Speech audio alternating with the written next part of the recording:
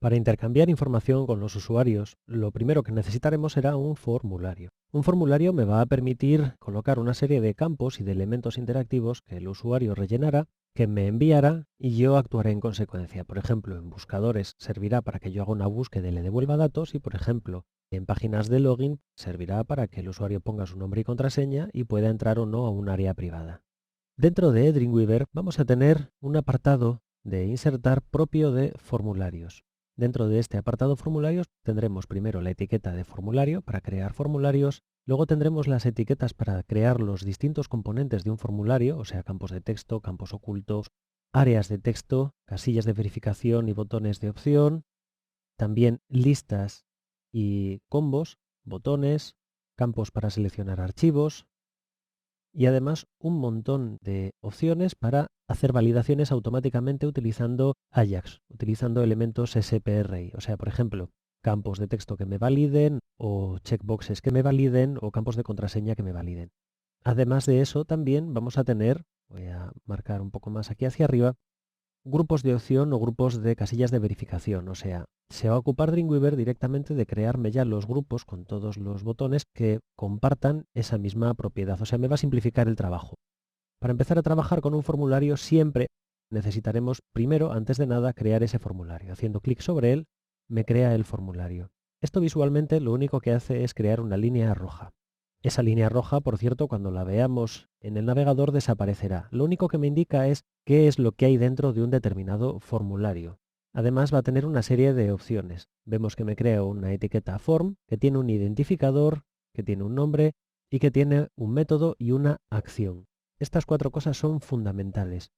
El identificador va a servir para que mediante JavaScript podamos recuperar información sobre lo que se va rellenando en los campos. Por ejemplo, para hacer validaciones o, por ejemplo, para que me recalcule una vez que envíe el formulario ciertas cosas y envíe dentro de lo que es el formulario ya los cálculos terminados. La acción se va a ocupar de qué es lo que ocurrirá cuando yo pulse en el botón de enviar de ese formulario.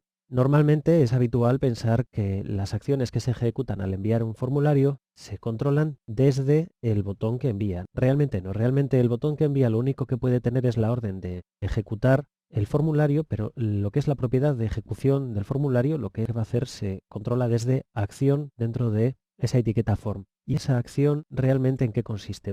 Yo lo que haré con un formulario va a ser enviar los datos a algún sitio. Entonces, en esa acción realmente lo que pondré será la ruta del archivo que se va a ejecutar de controlar esos datos. Ese archivo requiere que tenga una tecnología de servidor que procese los datos y actúe en consecuencia. Puede ser un PHP, una SPX, podría ser un archivo de ColdFusion. En cualquiera de esos casos yo voy a enviar una serie de variables. Esas variables van a ser recibidas y van a ser enviadas por mail a alguien o van a ser guardadas en una base de datos o van a devolverme otra página distinta, por ejemplo, en la cual se me diga que el envío ha sido erróneo o que ha sido correcto. Eso sería la acción. Aquí lo que haría sería poner, si fuese una página de login, sería un login.php. El método va a controlar cómo se envían las variables dentro de ese formulario. Esas variables en realidad van a corresponderse con los distintos elementos que lleve el formulario dentro.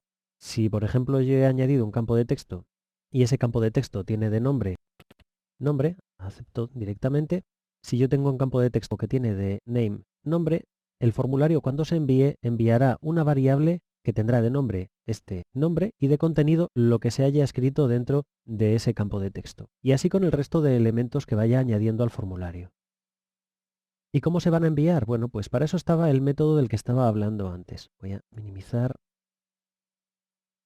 Voy a seleccionar esa etiqueta de formulario y voy a volverlo a abrir. Bueno, pues voy a tener dos métodos posibles, get y post. Get lo que va a hacer va a ser ir colocando al final del nombre del archivo al que estoy llamando, de ese PHP, va a poner un cerrar interrogación y luego una cadena de caracteres que llevará el nombre de la variable igual a el valor de esa variable y luego un ampersand, el nombre de la segunda variable, el valor de la segunda variable, otro ampersand y así hasta ponerlas todas. Eso significa que la persona que está enviando los datos ve los nombres de las variables que envía y los valores. Para evitar eso también se puede utilizar el post. El post lo que hace es meter dentro de la llamada como datos todos los datos de esas variables. Así van a ir ocultos y además va a permitir que se envíe mayor cantidad de datos. De hecho va a haber casos como por ejemplo el hacer upload de un archivo, subir un archivo al servidor que será la única opción posible, este post. Además también voy a controlar el destino para que si se llama ese login PHP me lo abra en una página nueva o se quede donde estoy. Y también voy a controlar el tipo de codificación. En caso de que se envíe un formulario con textos sin más, sería este form URL encoded, pero si estuviese subiendo un archivo a internet, pues utilizaría este form data. Como resumen del vídeo, puedo recordar que es muy importante el nombre del formulario para controlar las validaciones y demás, que es muy importante el método en el que voy a enviar los parámetros, o sea, los datos que se han introducido en el formulario, y la acción que va a ser la que va a llamar a la tecnología de servidor que sea, al archivo concreto que va a gestionar lo que tiene que gestionar con un formulario determinado.